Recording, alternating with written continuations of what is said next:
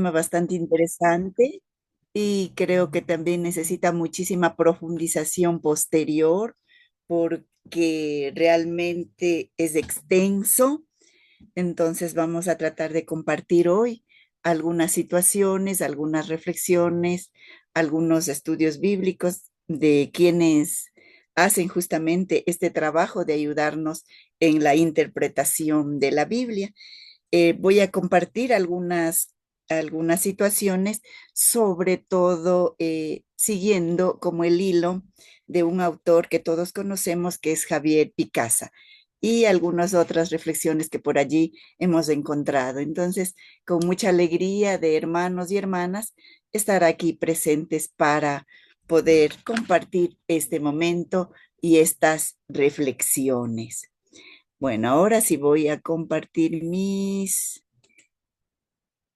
diapositivas. Ahí, por favor, para que me ayuden viendo si es que se comparte. Todos ya debemos tener nuestra Biblia abierta. Seguramente habrán algunas inquietudes, si podemos entre todos resolverlas, caso contrario, queda pendiente para seguir estudiando. Ya, estamos ahí, ¿verdad? Perfecto. Ya, muy bien. Como decían ya, Jesús o la ley.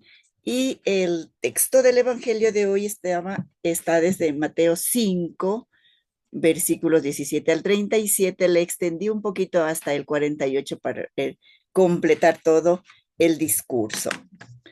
Se dijo a los antepasados, ahora yo les digo. Entonces, esa es como el estribillo con el que Jesús nos abre la puerta nos abre la puerta, nos abre el espíritu a esta nueva interpretación. Quienes estamos aquí presentes seguramente pertenecemos a grupos, a comunidades y sabemos que la convivencia, que la vivencia a veces se pone difícil. A nivel general también notamos muchas situaciones en la convivencia humana. Tenemos dificultades en nuestros grupos o comunidades, dificultades de relación, dificultades de organización, en la celebración. ¿Cuáles son estas dificultades?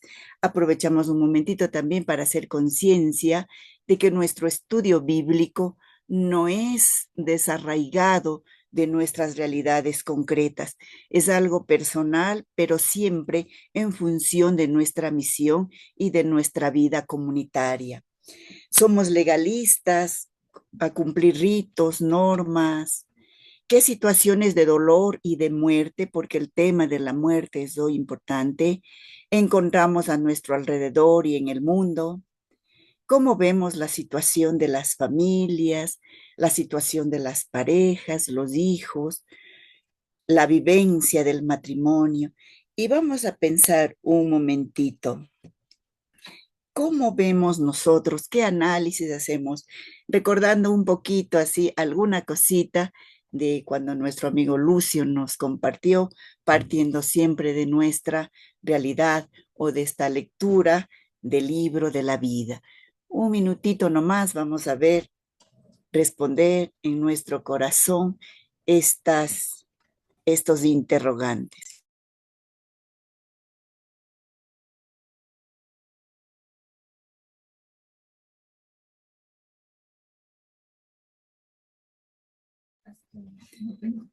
Entonces, si es que podemos, si es que podríamos, podríamos escribir también, leeríamos algunos, o si alguien puede o quiere levantar su manito y exponer brevemente, porque como no nos queda mucho tiempo, entonces exponemos, compartimos nuestra experiencia, lo que estamos sintiendo precisamente en estos momentos. Por favor, ahí me ayuda Marcelito, viendo si es que alguien levanta Un la gusto. mano, quiere De igual participar o manera leer también, los Mirta, mensajes. de igual manera también nos pueden compartir en el chat y podemos ir leyendo también. Sí, por favor, Marcelito.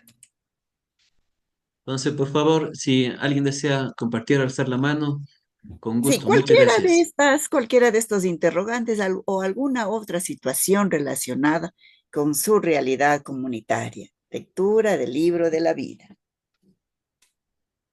Lectura, dice, tenemos dificultades en nuestros grupos o comunidades, relación, organización, celebración. Ahí nos hacen una consulta. ¿Cuáles? Somos legalistas, ritos, normas, etcétera.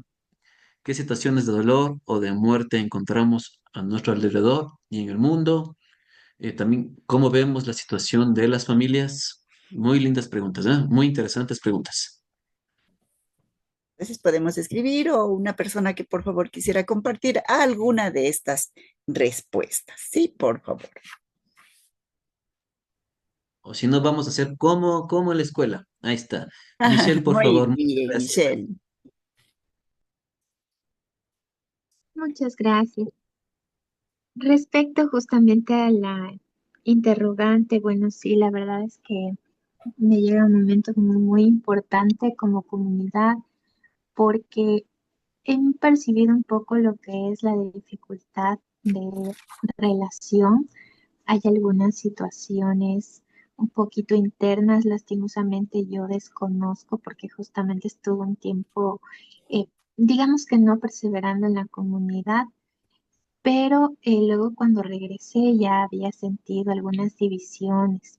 En cuanto a la organización también, porque fruto de las divisiones, pues las personas que estaban coordinando decidieron retirarse, vino otra coordinación y lastimosamente la nueva coordinación como que también ha recibido algunas situaciones tal vez que le han dolido y pues ahora nosotros mantenemos sí un grupo de chat y ya no se siente como esa cercanía. Antes nos convocaban, por ejemplo, a lo que son las reuniones cada semana, pero actualmente es como que como un grupo que está muerto. Entonces, y obviamente ya no hay la celebración, porque parte de la celebración justamente viene de las dos anteriores. Entonces, yo obviamente como miembro de la comunidad he estado de pronto como viendo de fuera, porque en alguna ocasión que me encontré con un hermano, él quería que yo me ponga de su parte, pero realmente yo no sé tampoco cuál es la situación y incluso por ser prudente, no me ha gustado estar tal vez en averiguaciones que pudieran herir más la situación en la que está la comunidad. Entonces, más bien ahora yo como miembro de la comunidad, pues al detectar esto, lo que he buscado es de cierta manera orar mucho y también poder formarme mejor para cuando yo regrese a la comunidad, porque es una comunidad en la cual, digamos que yo hice un retiro, pero a partir de ese retiro yo no tuve un conocimiento profundo de la comunidad porque justo vino la pandemia. Entonces, ahora que yo veo al grupo así, yo he buscado formarme para poder regresar en algún momento y poder aportar, porque siento que si ahora vuelvo en un momento tan crítico para la comunidad, tal vez no podría sanar, no podría ayudar a sanar por el desconocimiento, pero con la oración actualmente siento que trato de llegar a Dios para que pueda sanar estas heridas que sí se han hecho muy visibles. Ese sería mi aporte. Muchas gracias. Muchas gracias, Michelle. Justamente hablamos de sanar estas heridas, que creo que es un punto importante para nuestra vivencia comunitaria. Eh, Podríamos leer unos dos mensajecitos del chat y podríamos continuar con nuestro tema debido al tiempo. Muchísimas gracias por su participación, por sus mensajes. Con gusto. Tenemos, José María nos dice, que el Espíritu ilumine a Mirta, hermana catequista de la Parroquia Santísima Trinidad de Laguna, La Tacunga. Allá. Nos comenta Nélida, nos comenta, hay muchas iglesias que aún siguen muy cerradas de mente y corazón. Es muy importante el rito que la persona se va muriendo, que la persona se va muriendo el amor por ir al templo, pero no la esperanza, perdón. pero no la esperanza de encontrar a Dios. Las familias cada vez son menos recurrentes a participar en una meta que como cristianos debemos afrontar. Muy bien, entonces, todas estas cosas que nosotros vemos, vamos detectando y que justamente son los grandes retos para nuestra vida comunitaria y para la realización del reino. Una de las principales preocupaciones del Evangelio de Mateo es la vida en comunidad, las relaciones fraternas. Recordemos que otro de los temas principales de Mateo es el reino de Dios. Y aprovechemos este momentito para poner en las manos de Dios, en el corazón de María, nuestra Madre, a las comunidades a las que pertenecemos, así con todas sus luces y con todas sus sombras, pero que las reflexiones que nosotros realicemos nos ayuden a iluminar nuestra vida y nuestro camino. Muchas gracias por su participación. La comunidad de Mateo. Ya hemos nosotros analizado las 8 bienaventuranzas, hemos pasado por todo este portal del Sermón del Monte, indicando que la misión de la comunidad es ser sal de la tierra y luz del mundo. La sal no existe para sí, sino para dar sabor a la comida. Las personas no existimos para nosotros, sino para dar salud, sabor a la vida. La luz no existe para sí, sino para iluminar el camino. Que esa sea nuestra misión, ser sal y luz. La comunidad no existe para sí, sino para servir al pueblo. Recordemos que en la época en que Mateo escribió su evangelio, esta misión estaba siendo difícil para los diferentes grupos, para las diferentes comunidades, los judíos que se habían convertido al cristianismo, que a pesar de vivir la observancia de la ley de Moisés, estaban siendo expulsados de las sinagogas, estaban siendo cortados de su pasado judío. De cara a esto, entre los paganos convertidos, algunos decían que con la venida de Jesús, la ley de Moisés queda superada. Todas estas situaciones causaban tensiones e incertidumbres. La apertura de unos parecía criticar la observancia de otros y viceversa. En este conflicto generó una crisis que llevó a cada cual a encerrarse en su propia posición. Sin embargo, hemos de encontrar algunas formas de apertura, algunas formas de solucionar estas dificultades. Algunos querían avanzar, otros querían poner la lámpara bajo la mesa. Muchos se preguntaban, y al final, ¿cuál es nuestra misión? Recordando y actualizando las palabras de Jesús, el Evangelio de Mateo trata de ayudarlos. Y en este día, cómo clarificar el tema de la ley. En el Evangelio de Mateo, escrito para las comunidades de judíos, convertidos los judíos de Galilea, me equivoqué, escrito para las comunidades de judíos convertidos, escrito para los cristianos de Galilea y Siria. Jesús es presentado como el nuevo Moisés, el nuevo legislador en el Antiguo Testamento. La ley de Moisés fue codificada en 5 libros que nosotros conocemos: Génesis, Éxodo, Levítico, Números y Deuteronomio. Así se ha hecho como siguiendo este modelo, y Mateo presenta la nueva ley en 5 grandes sermones que ya se han venido estudiando, eh, estudiando en estos días partes de estos grandes sermones. Tenemos el Sermón del Monte, el Sermón de la Misión, el Sermón de las Parábolas, el Sermón de la Comunidad, el Sermón del Futuro Reino. Algunas partes narrativas se intercalan entre los 5 sermones, describen la práctica de Jesús y muestran cómo él observaba la nueva ley y la encarnaba en su vida. Yo vi que muchos ya habían escrito en los comentarios lo que estamos hoy viendo, entendiendo, estudiando. El poder de la ley cuando se vuelve en función del reino de Dios. Caso contrario, estaríamos hablando de una ley a la que no se le está entendiendo en su rigor. Rápidamente, nomás tenemos aquí una estructura del Sermón del Monte, de los versículos 1 del capítulo 5 al versículo 29. del capítulo 7.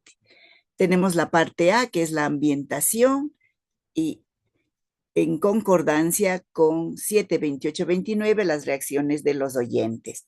Luego tenemos la parte B, que en el capítulo 5, versículos 3 al 16, la introducción a las bienaventuranzas, con su correspondiente en el capítulo 7, versículos 13 al 27, la conclusión de los dos caminos. La parte C, que es la que hoy nos corresponde, que es el capítulo 5, versículos 17 al 48, que es la nueva interpretación de la ley, que tiene que ver con la nueva ética cristiana, y en el centro de este Sermón del Monte está la nueva interpretación, la práctica y la piedad. Eso le dejamos como para ubicarnos un poquito en nuestro texto, que ahora sí vemos es la nueva interpretación de la ley. Toda esta parte de los versículos 17 al 48, organizados de esta manera: más allá de la ley, versículos 17 al 20, 21 a 26, relaciones fraternas, 27 al 30, el adulterio, 31 a 32, el tema del divorcio, 33 al 37, el tema del juramento, y luego 38 al 42, la ley del talión, 43 al 48, el amor a los enemigos. Entonces, vamos a tratar de acercarnos un poquito a este estudio, a este texto del día de hoy. Recordemos algunas situaciones ya en las que Jesús nos dice: no he venido a abolir la ley y los profetas, sino a darle su importancia y su verdadera interpretación en nuestras palabras. Continuamos, por favor. Ahora sí, vamos a leer este texto y vamos a hacerla de esta manera que está organizada. No crean que he venido a suprimir la ley o los profetas. He venido no para deshacer cosa alguna, sino para llevarla a la forma perfecta. En verdad les digo, mientras dure el cielo y la tierra, no pasará una letra o una coma de la ley hasta que todo se realice. Por tanto, el que ignore el último de estos mandamientos y enseñe a los demás a hacer lo mismo, será el más pequeño en el reino de los cielos. En cambio, el que los cumpla y los enseñe, será grande en el reino de los cielos. Primero yo les digo, yo se lo digo, si no hay en ustedes algo mucho más perfecto que lo de los fariseos o de los maestros de la ley, ustedes no pueden entrar en el reino de los cielos. Este tema de la perfección va a estar al final de este discurso, en el que se dice: sean perfectos como su Padre es perfecto.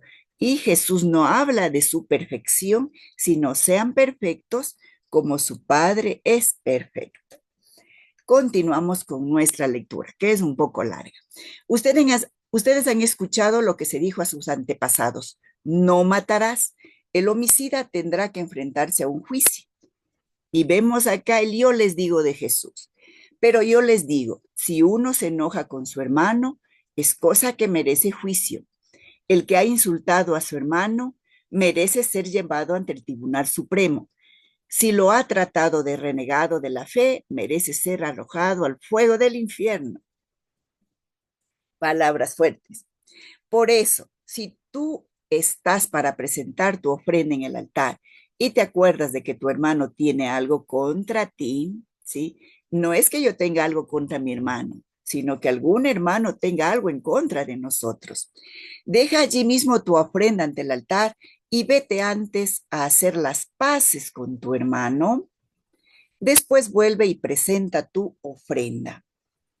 Trata de llegar a un acuerdo con tu adversario mientras van en el camino al juicio. ¿O prefieres que te entregue el juez a los guardias, que te encerrarán en la cárcel?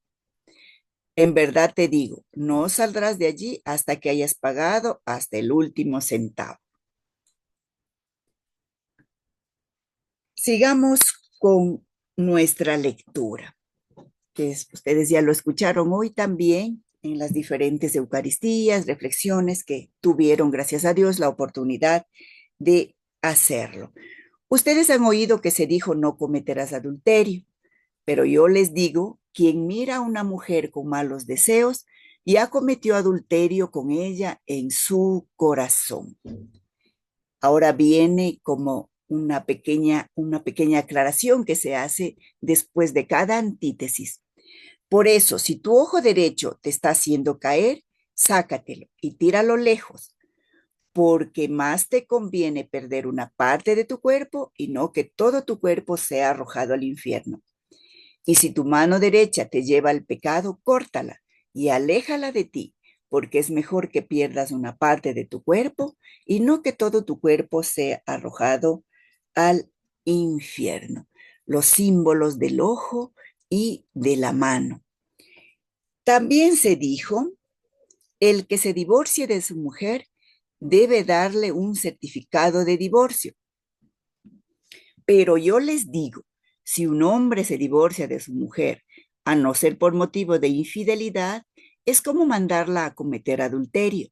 El hombre que se case con la mujer divorciada cometerá adulterio. Complicado y exigente nuestra lectura. Ustedes han oído que se dijo a sus antepasados, aquí tenemos la otra antítesis, ¿no? Estamos leyendo por antítesis. Ustedes han oído lo que se dijo a sus antepasados. No jurarás en falso y cumplirás lo que has jurado al Señor. Pero yo les digo, no juren. No juren por el cielo porque es el trono de Dios, ni por la tierra que es la tarima de sus pies, ni por Jerusalén que es la ciudad del gran rey. Tampoco jures por tu propia cabeza, pues no puedes hacer blanco o negro ni uno solo de tus cabellos. Digan sí cuando es sí y no cuando es no. Cualquier otra cosa que se le añada viene del demonio. Algunos ya escribieron sobre el tema del sí cuando es sí, del no cuando es no. Simplemente la verdad.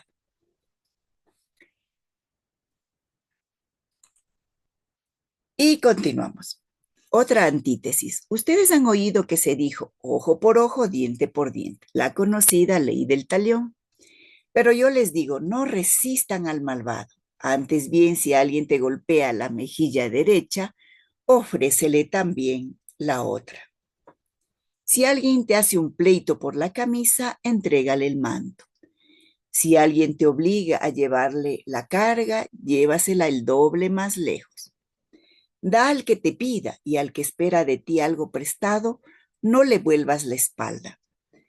Ustedes han oído que se dijo, amarás a tu prójimo y no harás amistad con tu enemigo. Pero yo les digo, amen a sus enemigos. Vemos cómo va subiendo de nivel espiritual este texto hasta llegar al amor a los enemigos. Amen a sus enemigos y recen por sus perseguidores, para que así sean hijos de su Padre que está en los cielos.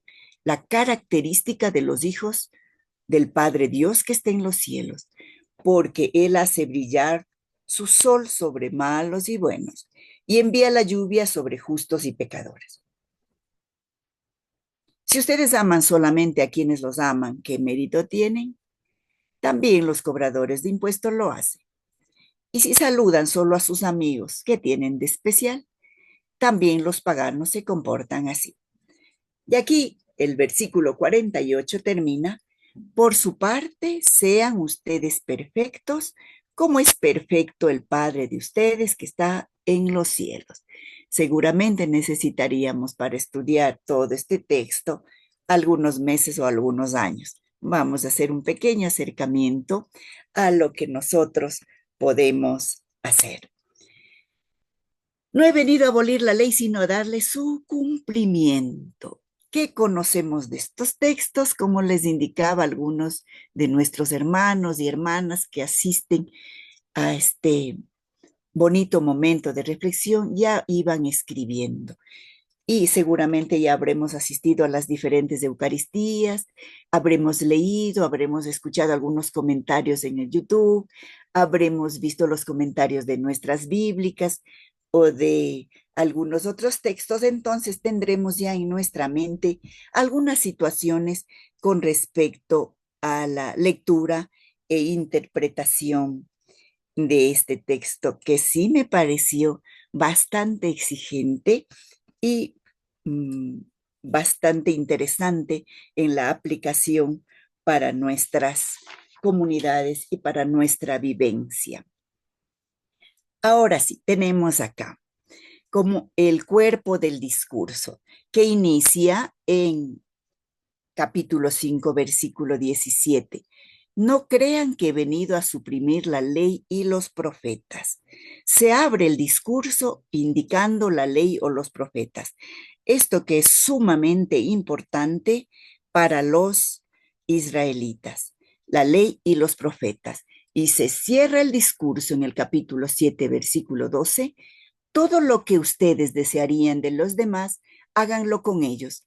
Allí está toda la ley y los profetas.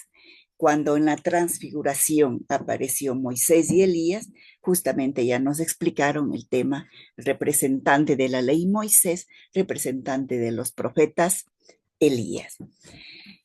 Se había hablado ya de las bienaventuranzas y también los bienaventurados, si hacemos la conclusión con la sal y la luz, los bienaventurados son la sal de la tierra y la luz del mundo. Me pareció como bonito, como interesante que Jesús no dice, tú eres la sal de la tierra, tú eres la luz del mundo. Se refiere a sus discípulos y les dice, ustedes son la sal de la tierra y la luz del mundo, es decir, todos nosotros. Después de entender, de hablar, de reflexionar las bienaventuranzas y de ser sal y luz, podemos simplemente allí ver la posibilidad de la ley o la norma como una norma de vida para todos, como un principio de vida para todos. La época de la ley y los profetas se cerró con Juan, algunos decían eso. Desde entonces se está proclamando el reino de Dios, ¿sí? Se inicia una nueva etapa, la proclamación del reino de Dios. Y a todos les ha llegado la hora de conquistar. Cuando tengan un tiempito, leeremos Lucas 16, 16. Más fácil es que pasen el cielo y la tierra que no deje de cumplirse una sola letra de la ley. Entonces, Jesús no vino a abolir la tierra, la ley, sino a darle su interpretación definitiva. Todo esto, frente a todas estas situaciones, a las diferentes formas de interpretar la ley, aparecen disputas, encuentros, pero creo que finalmente llegan a una solución justamente con lo que Jesús propone. Una gran disputa entre cristianos. Lo podemos leer en Gálatas capítulo 3, versículo 23, o en los capítulos del 2 al 4. Hasta que no llegaran los tiempos de la fe, estábamos custodiados por la ley, a la espera de la fe que se iba a revelar. Entonces, no hablamos de la fe como algo negativo, era como una forma de que el pueblo se mantenga de alguna manera fiel. Como un primer paso, estábamos custodiados por la ley, pero a la espera de algo mejor, de algo superior, a la espera de la fe que se iba a revelar, ¿sí? Sirve la ley para este paso hacia la fe. Estamos ante una situación complicada debido al mensaje de Jesús y su relación con los paganos. Bueno, el tema de los paganos, todos ya sabemos de qué se trataba. Los paganos que ingresaban a las comunidades cristianas y dejaron de cumplir los mandatos de la ley de Israel, o bien pasaron a segundo plano. Pero para otro grupo de judíos el cumplimiento de la ley era primordial. Primero el cumplimiento de la ley y luego el seguimiento cristiano. Entonces se corría el riesgo del choque de estas tendencias, ¿sí? Y no es nuevo estos choques de modos de entender, de modos de ver la vida, de modos de vivir y entender incluso la fe. Y tenemos aquí como tres formas. La primera, imponer una ley particular a todos los pueblos. Una misma lengua, la misma comida, el mismo rito de pureza e impureza, tema de la circuncisión, del matrimonio, es decir, querer uniformar a todos. ¿Sí? Esto estamos hablando, cómo se iban desarrollando estas comunidades judeocristianas y cómo algunos querían ir entendiendo o ir ingresando al cristianismo, pero sin dejar a un lado el cumplimiento, pero específico de la ley.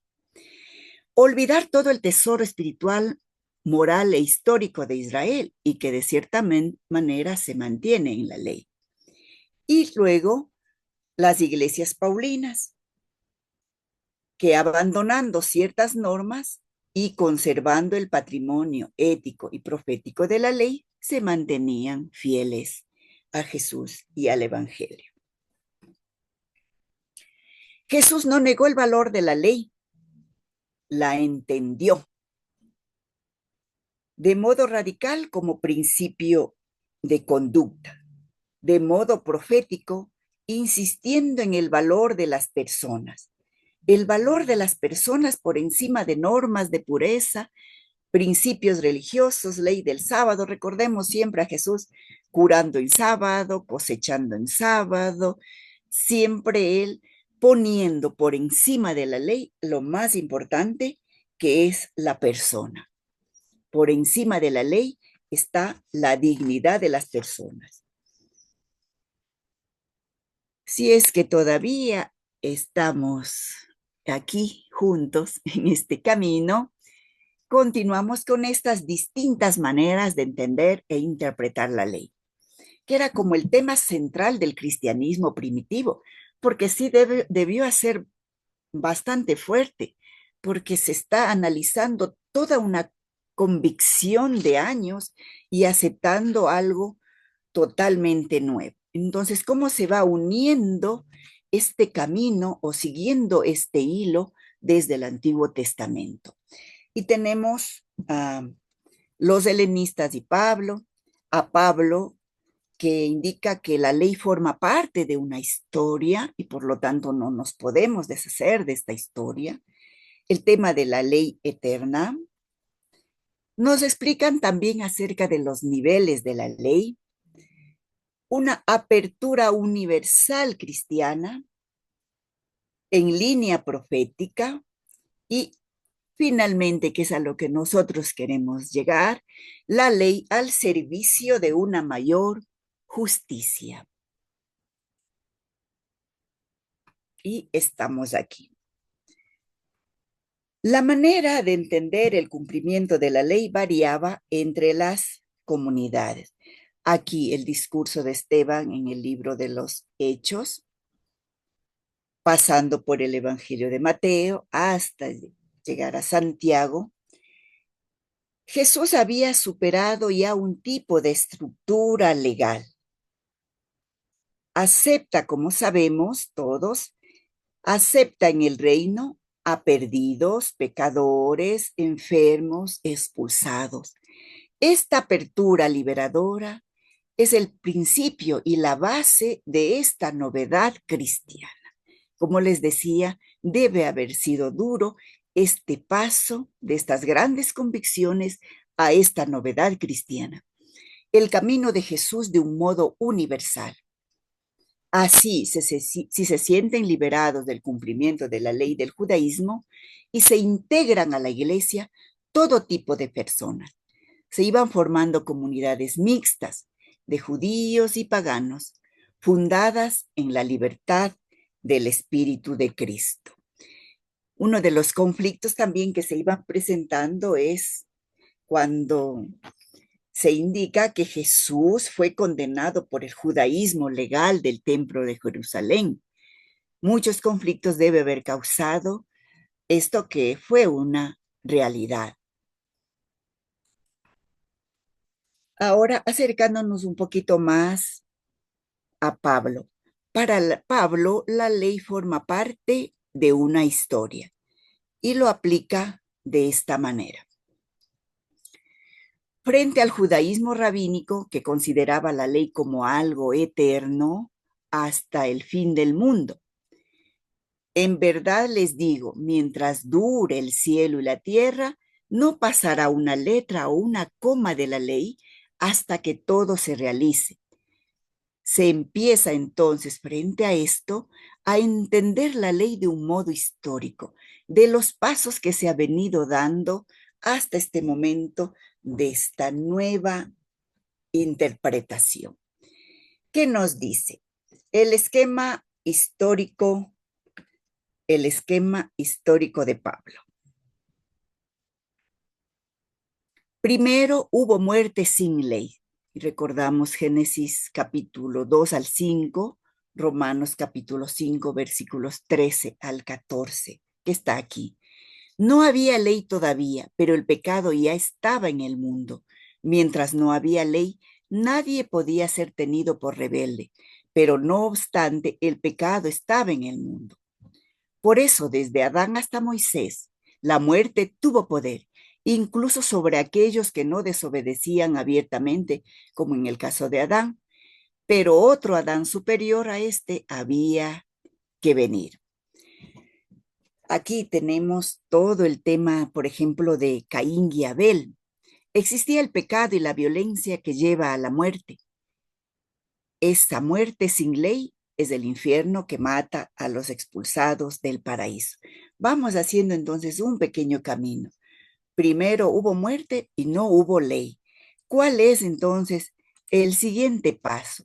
La ley vino después para impedir la muerte total de los hombres. Al sobrevenir la ley, el pecado tuvo más auge, pero donde abundó el pecado, sobreabundó la gracia. Romanos capítulo 5, versículo 20. Según Pablo, la ley tiene un orden pedagógico ofrecido por Dios a los hombres. Eran como niños que necesitaban un maestro que los fuera guiando en humanidad y libertad. Entonces, antes no hubo ley, después hubo ley, como para seguir ayudando, acompañando en este proceso, acompañando en este camino. Es bonito este tema de guiar a la humanidad a la libertad. Dios envía a su propio Hijo para que se supere la ley. Y efectivamente, este espíritu de libertad llegará. Pero cuando llegó la plenitud de los tiempos, Dios envió a su Hijo que nació de mujer y fue sometido a la ley. Superada la ley, los hijos de Dios pueden vivir en libertad. Habrán escuchado muchas veces decir la libertad de los hijos de Dios. Nuestros jóvenes estudiantes, adolescentes, siempre preguntan, ¿por qué tanta maldad en el mundo? ¿Por qué tanto dolor? Si Dios existe, ¿dónde está Dios? ¿Qué hace Dios? Entonces, es muy importante esto. Dios nos dio la capacidad de elegir. Y justo en la primera lectura del día de hoy se hablaba eso. Según Pablo, la ley era un velo que impedía ver el amor de Dios y vivir desde su gracia. La ley era un velo que impedía ver el amor de Dios y vivir desde su gracia. El Espíritu de Jesús nos abre la filiación, nos hace hijos de Dios. El Señor es Espíritu y donde está el Espíritu del Señor, hay libertad. Entonces hemos ido viendo estos tres caminos, antes de la ley, con la ley y luego de la ley. Continuamos. Sabemos que el espíritu que Jesús nos da es transparencia y libertad. Nos abre justamente este camino de la libertad de los hijos de Dios. La ley eterna. Pablo y otros grupos de cristianos han acusado a los judíos no cristianos de legalismo, que se fijan en lo más pequeño de la ley y abandonan la gracia que está en el fondo de la misma ley. Los judeocristianos, en el mismo Evangelio de Mateo, tenemos como unas dos versiones de interpretar la ley que al final ya se irán clarificando al final del Evangelio. Los judeocristianos de Mateo 5, 17 al 20 se plantean la exigencia de cumplir los mínimos detalles de la ley. Los judeocristianos de Mateo 23, del 13 al 33, se distancian de aquellos que cumplen las leyes de manera minuciosa. Y ahí tenemos en esta parte del Evangelio los ayes. Ay de ustedes, maestros de la ley y fariseos. Sí, si recordamos ese texto. La mayor parte de los judíos del tiempo de Jesús, para ellos, la ley no era un código que debía cumplirse por fuerza, con espíritu de siervos, sino una prenda de vida y confianza para el pueblo. Se va poco a poco viendo, entendiendo de otra manera la ley, ya no como un código de fuerza, sino como algo de la libertad que nos trae Jesús.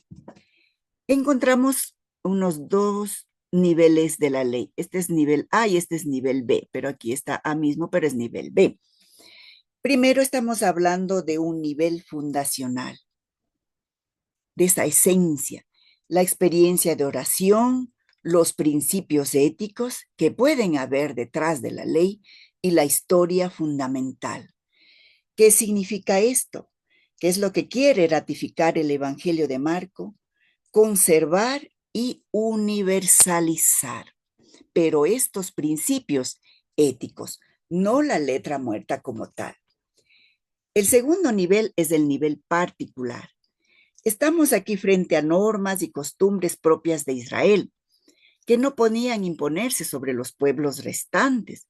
Por ejemplo, cuando hubo la discusión de que si para ser cristianos tenían que circuncidarse, son normas propias particulares de un pueblo que no se podían imponer sobre los demás. El problema es religioso, económico, racial, nacional, cultural. ¿Cómo vincular a los pueblos desde sus diferencias?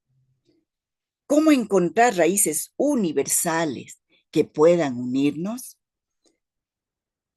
No por nivelación a todos hacer lo mismo, sino por comunión, que es uno de los temas también importantes en el Evangelio de Mateo. Mateo ha querido ser fiel a la historia de su iglesia, optando por un proceso de integración en el que puedan exponerse y encontrarse ideas de diversos grupos desde la fidelidad de Jesús, que entendemos así el reino de Dios. Muchas gracias por seguir atendiendo, entendiendo conmigo y escuchando. Se presenta ahora este tema más de la apertura universal cristiana. Mateo ubica la ley en un contexto de apertura universal cristiana. Por eso inicia con el tema de ser la sal de la tierra y la luz del mundo, en clave de elevación y no de igualación, en clave de profundización universal y comunitaria y no de igualar a todos. No he venido a abolir, sino a cumplir la ley y los profetas. Cumplir no es repetir lo anterior, sino llevarlo a su pleno desarrollo. La ley se cumple en la historia mesiánica del pueblo de Israel, abierta a todos los pueblos. Una ley universal, una ley abierta a todos, en clave, en línea de profecía. No se trata de abandonar la ley, no se trata de incumplir la ley, Todos los mandatos han de cumplirse, pero proféticamente. El cumplimiento de la ley en su conjunto, eso mismo es el Evangelio, lo que nos dice Jesús, el cumplimiento profético de la ley. No pasará el cielo y la tierra hasta que se cumpla la más pequeña letra. Pero este cumplimiento de la ley está en función y para el reino. Caso contrario, pierde el sentido.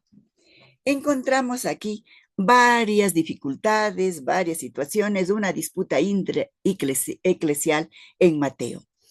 Una iglesia auténtica y completa de los que cumplen la ley. Como siempre, el tema es la interpretación y el cumplimiento de la ley. Una iglesia de los menores, los que no cumplen toda la ley, como los judeocristianos, que serían los más pequeños en el reino. Sería Pablo y su escuela. El autor va explicando esta situación. Quiero volver acá un ratito. Se dice que quien desata uno de estos mandamientos más pequeños será el menor en el reino de los cielos. Este tema se irá clarificando alrededor de el estudio a lo largo del Evangelio. Más tarde se le dirá que Pedro tiene el poder de atar y de desatar. Desatar al servicio del más alto cumplimiento de la ley, al servicio de una mayor justicia. Porque os digo que si vuestra justicia no es mayor que la de los escribas y fariseos, no entraréis en el reino de los cielos. Los escribas y los fariseos son los nuevos representantes del judaísmo, con los que Mateo está discutiendo. Se han de tomar estas palabras como una defensa apasionada del judaísmo de Jesús y sus seguidores. La línea de Mateo no son antijudíos, sino unos judíos más radicales en la línea de Jesús, que les permite profundizar el camino de la ley y universalizarla, extenderla a todos los pueblos y sin perder su sentido más profundo.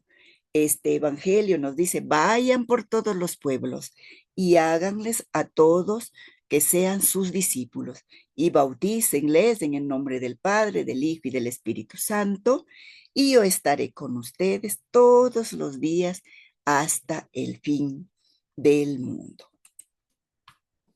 ¿Cuál es esta justicia? Esta justicia de Jesús. Que su justicia sea mayor que de los escribas y de los fariseos. Así Jesús presenta una interpretación radical de la ley judía, que se hace realidad en las relaciones con el prójimo. Los judíos de Jesús, me pareció interesante esta frase, los judíos de Jesús, que interpretan la fidelidad a Dios en forma de fe radical y activa, superando toda hipocresía, todo engaño. Se dijo y yo les digo. Si estamos todavía por ahí un poco despiertos, un poco vivos, un poco inquietos, la nueva justicia del reino. Marcar la diferencia en la manera de interpretar y cumplir la ley. Mateo ha crecido en diálogo entre el judaísmo legal y los judíos mesiánicos o cristianos. Ha recorrido en forma de antítesis todos estos planteamientos. En el judaísmo legal, escribas, fariseos, según ellos la interpretación no responde a la voluntad de Dios, sino a una acción meramente humana. Me parece que leí en uno de los comentarios que pusieron en el chat de este grupo. Luego tenemos a los judíos mesiánicos cristianos o cristianos, que siguen la interpretación judía de Jesús. No destruye la ley, le da una consistencia mayor que el cielo y tierra.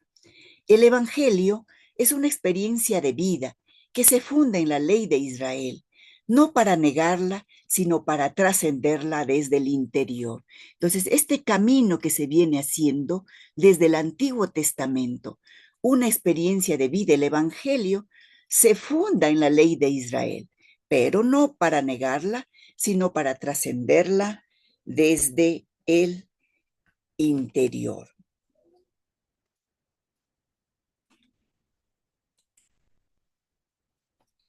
La nueva justicia del reino. El autor nos dice que en vez de antítesis podría ser mejor decir síntesis, porque no niegan la ley, sino que la profundiza. Habéis oído, yo en cambio os digo. Según Mateo, se refiere a un tipo de interpretación de la ley que desfigura la escritura o no la entienden en su totalidad. El yo les digo, Jesús, intérprete autorizado, escatológico de la escritura y de la tradición, el maestro definitivo sobre la montaña de la revelación. Recordamos al maestro en el Sermón del Monte sentarse con estas actitudes de enseñar como el maestro definitivo. Las antítesis hablan del plano de la vida personal, familiar y de la relación con Dios.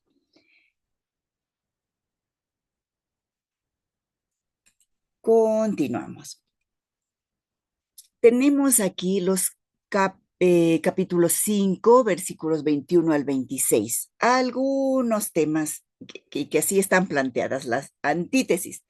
Homicidio, adulterio, divorcio, juramento, la ley del talión y el amor al enemigo. Ir desde lo más fácil a lo más difícil. Y esto lo escuché yo. Ir, lo más fácil sería no matar, porque no andamos por ahí matando.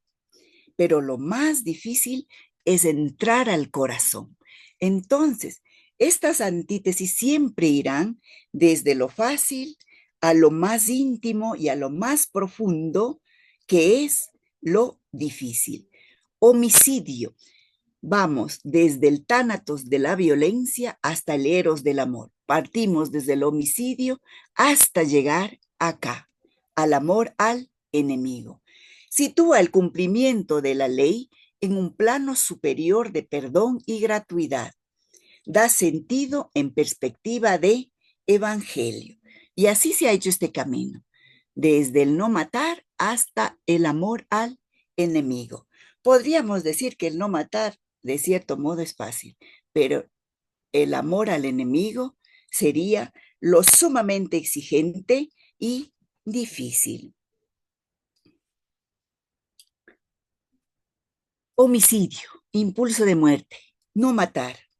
¿Qué situaciones de muerte encontramos nosotros hoy? ¿Qué situaciones de muerte vemos, vivimos, sentimos a nuestro alrededor? Violencia, guerra, injusticia, hambre, desnutrición, falta de medicina, falta de recursos, falta de educación. ¿Qué situaciones de muerte y de dolor encontramos? ¿Cómo entendemos estas antítesis para iluminar nuestra vida y nuestra realidad? No matar, no airarse contra el hermano. Jesús exige superar también la violencia interna, el odio o rechazo al prójimo, encolerizarse, llamarlo imbécil, llamarlo renegado. Pasa por alto los mandamientos de tipo religioso e insiste en los de tipo ético y de carácter universal, aplicable a todos los seres humanos. Comienza con el homicidio, pecado que aparece con más fuerza a lo largo de la Biblia, desde la muerte de Abel hasta la de Jesús asesinado por las autoridades legales de su tiempo. Desde la muerte de Abel. Y que todavía hoy Dios nos estaría preguntando, ¿dónde está tu hermano Abel?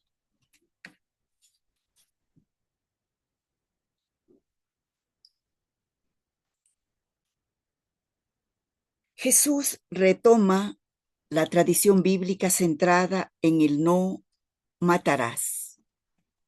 como una ley universal. Recordemos también Noé, el que derrame sangre de hombre, su sangre será derramada por hombre, porque a imagen de Dios él hizo al hombre. Génesis 9, versículo 4. Mateo profundiza no con la ley del talión, sino desde una situación anterior. ¿Y cuál es esta situación anterior? La ira. Recuerda la ira de Caín contra Abel. ¿Por qué andas cabizbajo? ¿Por qué andas remordido? Así Mateo nos lleva al principio de la violencia, que es la ira. La solución no es matar al homicida, sino superar la ira interior. Como la visión de Pablo, pasar de la ira de Dios al perdón del pecador. La ira se revela contra la impiedad, pero somos justificados gratuitamente por la redención en Cristo. Romanos capítulo 3. Continuamos. No airarse contra el hermano. ¿Qué es esto? Un proyecto de fraternidad, recordando siempre el Evangelio de Mateo como el Evangelio de la comunidad. La superación de la ira, del enojo contra el hermano sugiere una limpieza interna y un cambio del corazón. Lo que Dios pidió a Caín, no andes remordido. Jesús condena la ira contra el hermano de la comunidad y en sentido más amplio, contra el hermano, que es cualquier hombre o mujer que está a tu lado, en especial de los más pobres, desvalidos. Mateo 25. Jesús insiste en este tema de la fraternidad, el tema de ser hermano, de ser hermana, de esta fraternidad más alta fundada en Dios Padre y Madre y abierta a los excluidos sociales. Hermano es todo hombre y mujer a quien puedo negar o dar mi ayuda.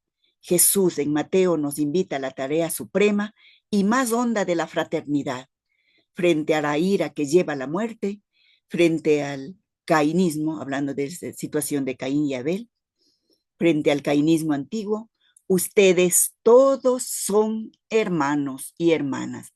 Capítulo 23, versículo 8. Nos habla de este homicidio verbal, insultar al hermano diciendo que carece de valor, que es despreciable, es lo mismo que matarlo, porque destruye su dignidad, la dignidad de la persona. Debería ser llevado a juicio. Es más que una ira interior, es una ira hecha palabra. Allí donde se insulta o se le niega la palabra a un hermano, está cometiendo homicidio. Como les decía, fácil es no matar, difícil es no insultar, difícil es no despreciar.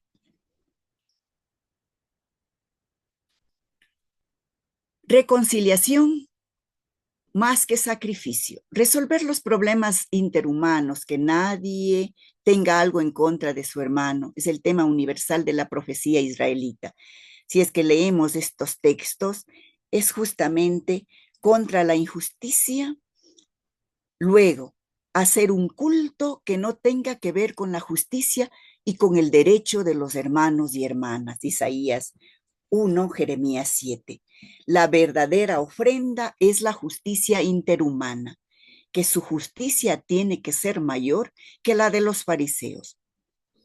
El cordero, el cabrito, la flor de harina, debe estar al servicio de la reconciliación. Entonces el amor al prójimo está antes que el amor a Dios. O como en las cartas de Juan, el que dice que ama a Dios y odia a su hermano es un mentiroso. Tenemos ahora la reconciliación judicial. ¿Qué significa esto? Intenta pactar con tu adversario. No airarse, no mantener la ira, no mantener la querella contra el prójimo. Estamos ante una muerte o ante una condena judicial. Mucho tiempo se irá en estas situaciones, en estas formas no apropiadas de resolver las situaciones. Mateo afirma que en un plano judicial no hay solución, porque se cae en el plano de la ley y la condena. reconciliarse en el camino. Creo que tenemos esta posibilidad y esta oportunidad de siempre poder reconciliarnos en el camino, que la puse con letras mayúsculas, y llegar a acuerdos. Una solución basada en el encuentro, comunicación y en el diálogo. Ahí tenemos una palabra, yo no entiendo griego, pero la eunoia, bueno, el buen pensamiento que implica una conversión para llegar a la metanoia, una concordia mental contraria a la ira. Entonces, de la eunoia, del buen pensamiento, a la metanoia, que es la conversión. Y pasamos luego al adulterio. Siguiente. Ya vamos a ver cómo nos acercamos en todas estas antítesis. Hay que superar también el mal deseo del corazón. Esta antítesis pasa de la violencia, del tánatos de la muerte, a la regulación del eros en línea de la familia para crear un amor más alto. Les preguntaba al inicio, ¿cómo vemos nuestras familias? ¿Cómo vemos los matrimonios? ¿Cómo vemos la pareja? En línea de vinculación de un hombre y una mujer. Este tema tiene que ver con el derecho matrimonial judío, al que Jesús se enfrenta para superar sus limitaciones. El hecho externo es el adulterio. El hecho interno es lo que siente el corazón. A la regulación del deseo interno, que es un compromiso eficaz de fidelidad interior. Lo fácil sería no cometer el adulterio externo.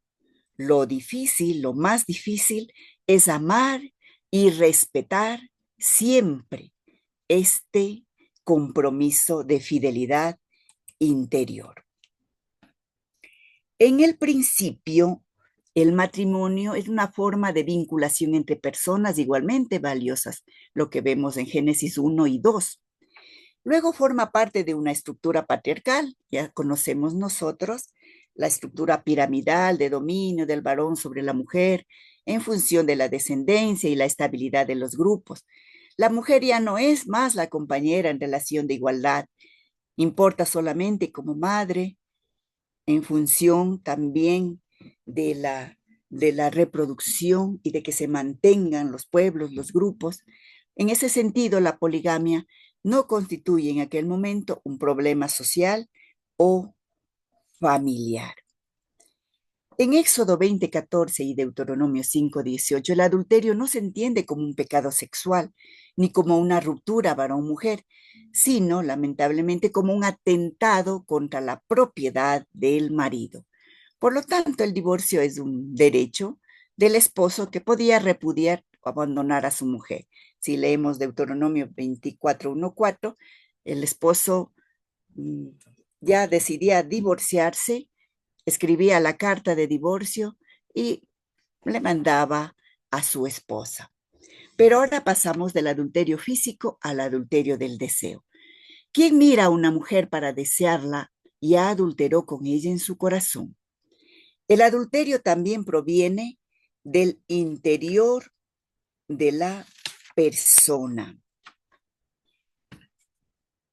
Lo que importa no es consumar el adulterio, sino impedir superar el deseo que lleva al adulterio y rompe la relación de fidelidad entre un hombre y una mujer. Entonces, ¿quién ya cometió adulterio en su corazón? El adulterio externo también puede realizarse. Si es que dentro de su corazón no o logra controlar, no podría ser esta palabra como tan apropiada, sino mantener este vínculo de fidelidad, entonces se supera este tema.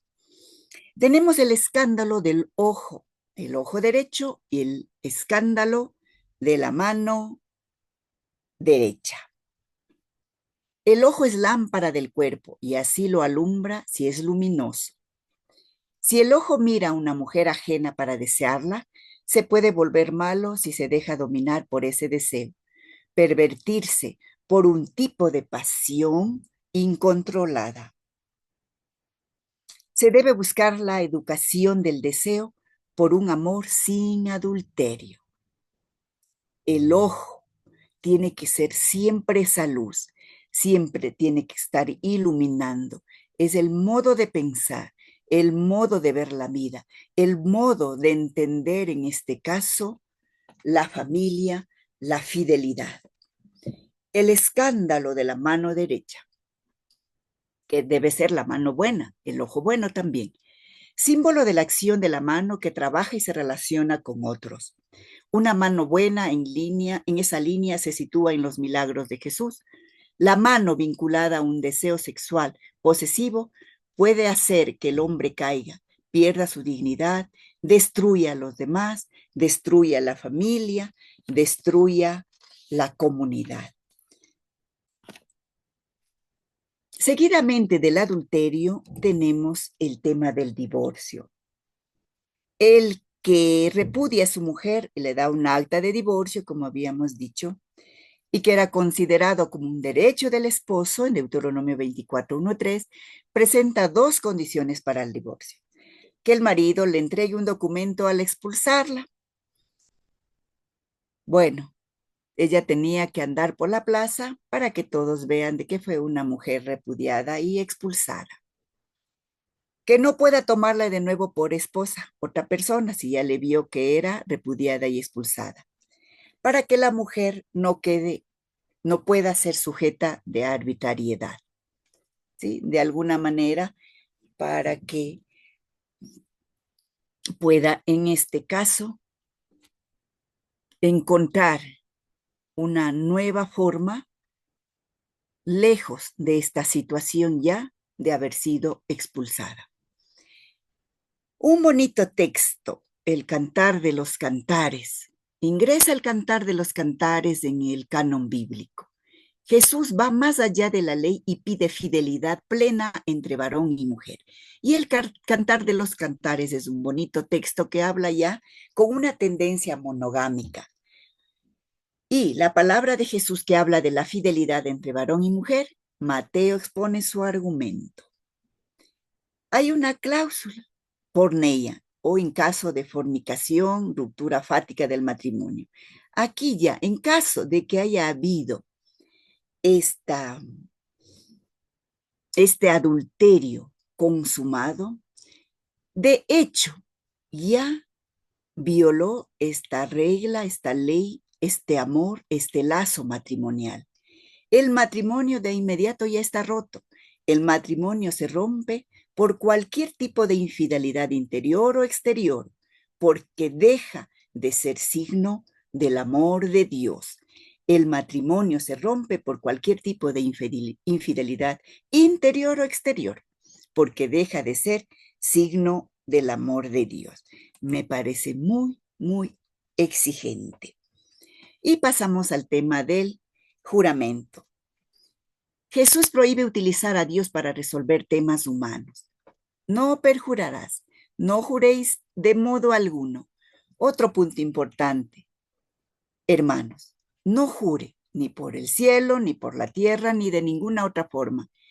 Que su sí sea sí y su no, no. De otro modo serán reprensibles. Ha tenido dificultades de aplicación en la praxis de las iglesias este tema. Es un tipo de control religioso que consiste en poner a Dios como testigo de algo, invocando un castigo para quien no lo cumpla. Un acto social y religioso pretende utilizar a Dios como garante de un control personal. Dios va mucho más lejos de nuestras pretensiones de poder usarlo, y por eso la verdad es la verdad de Dios. Ser transparentes y ser coherentes. Lo que sí, sí, lo que es no, no. Todo lo demás viene del maligno. ni por el cielo, que es el trono de Dios, está hablando de un contexto litúrgico poético, ni por la tierra, que es el cascabel de sus pies, es un espacio y signo de la presencia de Dios, ni por Jerusalén, porque es la ciudad del gran rey. La importancia de Jerusalén para los judeocristianos que podían jurar por Jerusalén, ni por tu cabeza, que también es presencia de Dios, signo de la presencia de Dios. El Evangelio recuerda a Pedro que jura y perjura en falso, nuestro querido Pedro. Jesús invita a sus seguidores que no juren de modo alguno, ni siquiera por las cosas buenas que vayan a cumplir, que no se maneje a Dios, sino que digan la verdad por sí mismos. Dios es trascendente, no se lo puede poner al servicio de una ley o conducta humana. El mandato de hablar en verdad, de manera que las palabras valgan por sí mismas. Frente a una religión que, siendo radicalmente humana, radicalmente trascendente, es decir, la expresión de Dios, se identifica con la verdad humana, que asume el mandamiento: no pronunciarás el nombre del Señor, tu Dios, en vano. La ley del talión, vamos a decir solo unas 2 palabritas de la ley del talión. Al inicio tenía un profundo sentido humanitario. Surgió para limitar la venganza. A veces la entendemos más bien como venganza, o sea, ojo por ojo, diente por diente, pero explican que es más bien para limitar esto, entendiendo la profundidad de lo que es dañar a otra persona, que era común la ley de la venganza en los pueblos antiguos.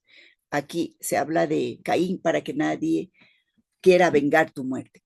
Al ser interpretada de forma literal por la mayoría de judíos en tiempo de Jesús, Jesús propone romper el espiral de violencia, mostrando la mejilla, la otra mejilla, no hacer frente a los que hacen el mal, no negar la ayuda ni siquiera a los enemigos.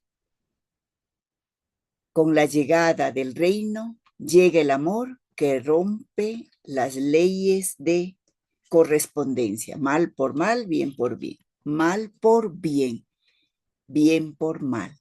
Jesús nos dice: devuelvan bien por mal.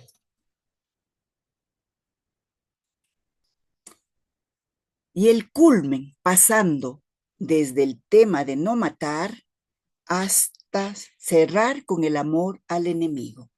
Todo lo planteado anteriormente llega a su culmen con la propuesta del amor a los enemigos. La ley decía: no te vengarás ni guardarás rencor a los hijos de tu pueblo. Amarás a tu prójimo como a ti mismo. En ninguna parte de la ley de Moisés dice que se debe odiar a los enemigos. En las lenguas semíticas, el verbo odiar puede significar no amar.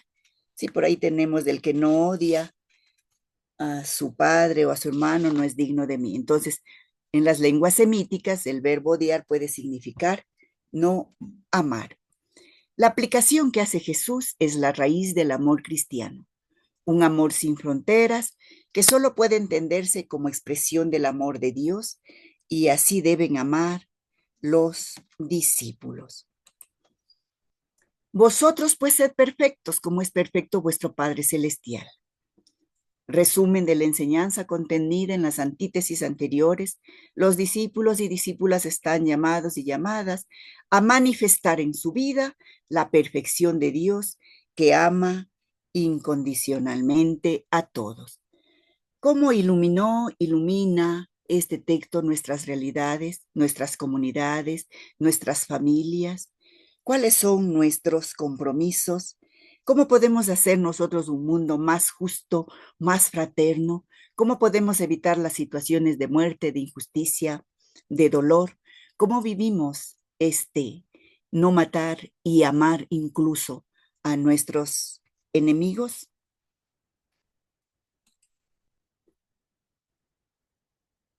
Estamos llamados y llamadas a manifestar con nuestra vida la perfección de Dios, que ama incondicionalmente a todos.